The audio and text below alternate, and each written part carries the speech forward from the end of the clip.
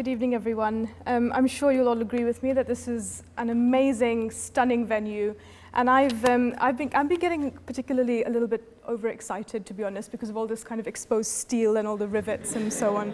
But I love open structure, so I've been taking tons of photographs.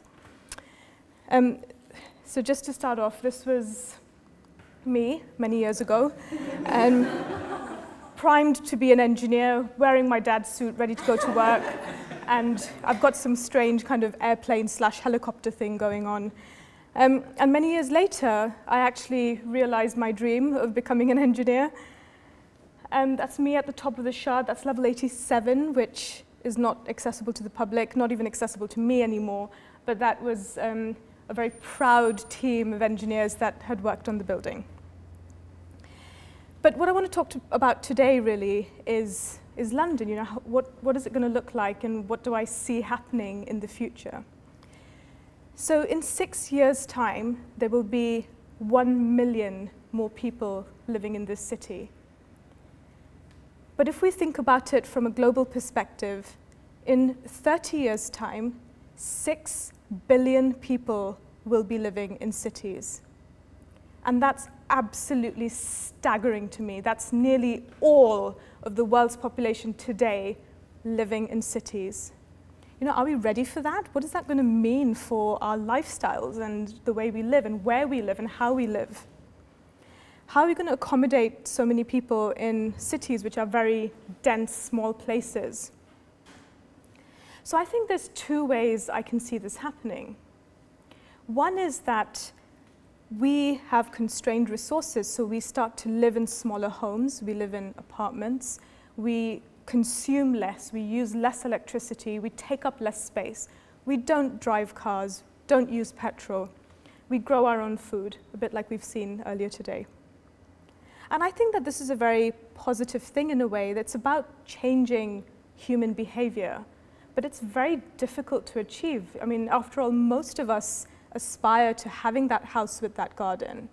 So changing that fundamental human behavior is quite a big challenge. But I think it's important for us to be very conscious of the effect that our lives have on the planet. The second way I can see this happening is that we continue to live in our large homes. We have power showers every morning. We enjoy the food that's flown in from all over the world and so on. But then we lean on engineering and technology to lessen the impact of our lives on the planet. And I think as humans, we generally aspire to better ourselves, and we want to live in a better, have a better quality of life in the future, whatever that may mean to us. And in reality, I expect that it will be a combination of a change of human behavior and the engineering and technology that will be our future. So for me, the future of London is density. And I think that having denser cities is the right thing to do, because I don't believe that spreading out into the countryside is a sustainable way to exist. And it's also unrealistic to expect people to commute for hours and hours to try and come into London or to come into any big city to work. And so me personally, I hate commuting, and so I decided to live in a small flat in Zone 2 so that I can get anywhere in central-ish London in under 30 minutes. And I love that. I love being in the kind of the buzz and energy of London. So for me, the way that this is going to happen is about reclaiming space. So whether that's reclaiming space up in the sky, or whether that's reclaiming space in places that we didn't think we could before, that engineering has enabled us to achieve. So I'm going to talk about two different aspects of that. So the first one is skyscrapers. So the science of building tall is evolving very rapidly, and I'm sure you watch with excitement or a bit of doubt the pace at which the heights of buildings is going up. We get more and more complicated geometry. The Shard had fairly complicated geometry. Every single floor is different. And we as structural engineers are really pushed to challenge the kind of analysis that we do, and also the way we physically build something, the construction techniques that we use to build things. So I wanted to talk about a couple of innovations, perhaps, that we used on this building. One of them is about material. So in the UK, when we design an office building, we tend to use steel. Steel is very good in tension, so when you pull it apart, it's fairly happy, it kind of will stretch a little bit. And so because of that property of this material, we can span very big distances. And that's good for kind of modern office spaces. We like to foster communication, creativity, connection between our colleagues. We don't tend to work in little offices like decades gone by. So it also allows us to put all the air conditioning units and the services and all the other things that you need in an office between the steel beams. And steel beams are lighter than using concrete. So it brings down construction time, the foundations don't need to be as deep, and so on and so forth. On the other hand, when we use concrete when we're building residential buildings, hotels, because that's the right material for that use. The reason is you naturally have partitions in hotels between rooms, in your flat between rooms, and what we can do is to hide our concrete columns away in these walls. And concrete spans less than steel does, but the advantage of concrete is we can make the floors very thin. They're better in vibration, so sometimes, some offices have slightly kind of bouncy floors. You don't get that much with concrete because it's a heavy material. And also it's good with sound. So you get less sound transmission coming between flats, for example. So these are fairly basic principles that us engineers think about when we're designing two buildings. So when we came to designing the Shard, the base of it, the bottom 40 stories or so, is occupied by office. And then we've got a number of stories of residential and hotel floors. And we thought to ourselves, well, why don't we just use the right material for the right usage? So it sounds like a very simple idea, but we have a concrete foundation. We've got steel columns and beams for the office floors. We go back to concrete for the residential and hotel parts of the building, and then the very top of the tower is steel once again, which is where the viewing gallery is. And even though this sounds like a very simple sort of concept, we only really know of one or two other buildings in the entire world that have done this.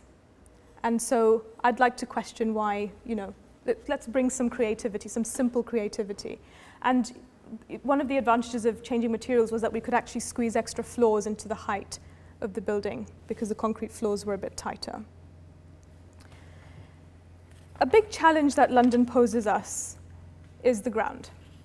So we're in the valley of a river, which over millions of years has been depositing silt and creating clay.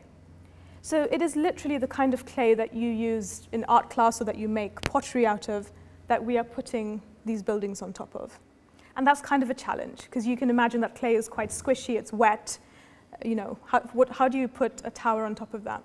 It also, when it gets wet, it expands and it heaves, it comes up. And when it dries, it shrinks and it cracks. And this is also a challenge with all our underground tunnels, but that's another talk. So we have to, therefore, go down very far when we're creating skyscrapers in this city in particular. So most of the skyscrapers in London, including the Shard, have piles, which are concrete columns, kind of shafts in the ground, which are, say, 1 meter in diameter. And they go down between 50 and 60 meters. So like 1/6 of the height of the Shard is actually underground, supporting it. And we have to go down and find the sand. So there's a compacted sand layer at the bottom of all of this clay. And that's a big challenge for us. And there's various ways that we can come to work around that. But foundation design is a challenge in London. And then one other challenge that I'll mention is just the pure density of the city. So, I talk about density being the future of London. It's already challenging to us because with the Shard, for example, we had the London Bridge train station. We had millions of commuters going through there every day. We have Guy's Hospital across it. We've got tube lines running very close to the site, and the rest of all the other buildings, tenants, shops, structures from the 1800s that we're trying to weave between. So those are some of the challenges with building in central London. And then finally, on the subject of tall, what about humans? How do humans actually feel living up high? And one of the very real things that can happen is you feel seasick, because every single building moves. That's inevitable. You have wind blowing against it, and like a tree, it sways. And the challenge is to make sure that it sways slowly enough that humans can't perceive it. So we have an understanding through experimentation what acceleration can we basically feel in our guts.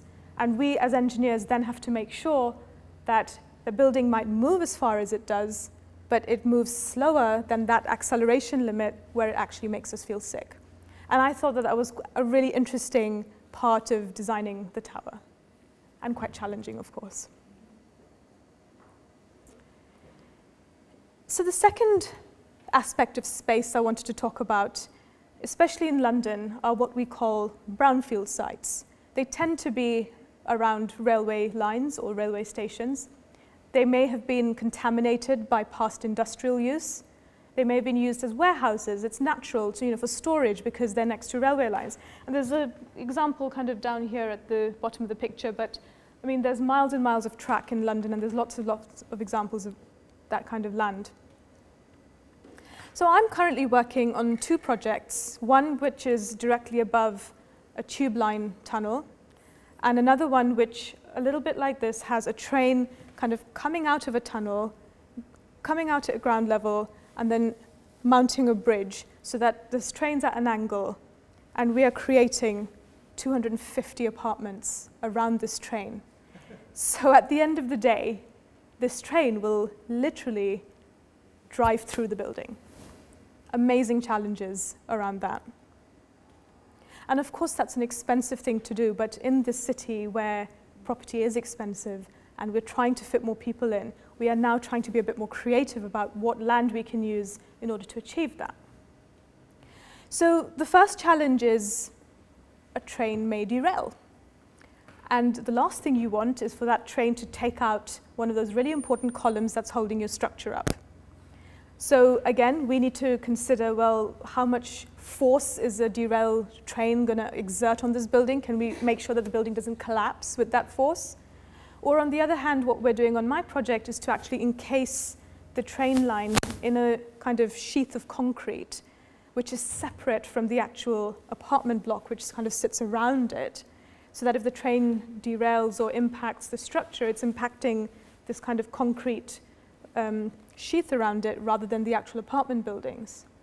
So that's one aspect, is the pure safety of living above or next to a train. And then, of course, there's discomfort. So again, bringing the human aspect into design and engineering is, what does it feel like to live near a train? And I lived near a train in East London for about a year. I am one of the lightest sleepers you can possibly imagine. My husband always complains that even him breathing wakes me up. And I had this train line running past me, from 5 in the morning till about past midnight. But it was funny how quickly I got used to that. So sound is a big problem. And we are developing double glazing, triple glazing, better facade panels, lightweight, well-insulated panels to try and reduce the amount of sound coming into a building. So that's one thing. But there's also vibrations. So when a train kind of rumbles past, you can feel these vibrations passing through a building. And that's not a very comfortable experience. So in many structures, especially like if we tried to build around that train line, for example, what we do now is to create these rubber pads, basically, which are quite big, maybe the size of this sort of podium here.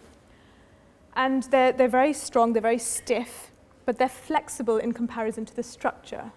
So your columns come down, and then this is a kind of structural engineer's nightmare. You then put this rubber pad below the column, and it's not actually connected to the foundation. But what it does is it absorbs the vibrations, much like the rubber feet that you put underneath your amplifier at home absorbs the vibrations coming from a speaker. And that stops the vibrations from basically rising up into the structure and you being able to feel it in your apartment.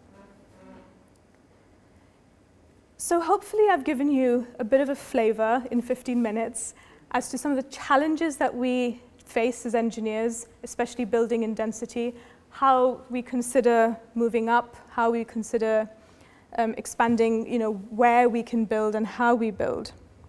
And I think that we should keep in mind that all of this development can be quite polarizing. So people are not always biggest fans of certain structures. We love our carbuncle awards. We love certain structures as well.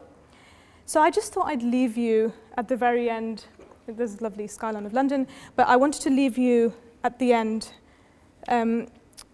with this quote from the trade journal called The Builder, which in 1894, when this bridge, Tower Bridge, the iconic, beautiful symbol of London, opened, described it as the most monstrous and preposterous architectural sham that we have ever seen. Thank you very much.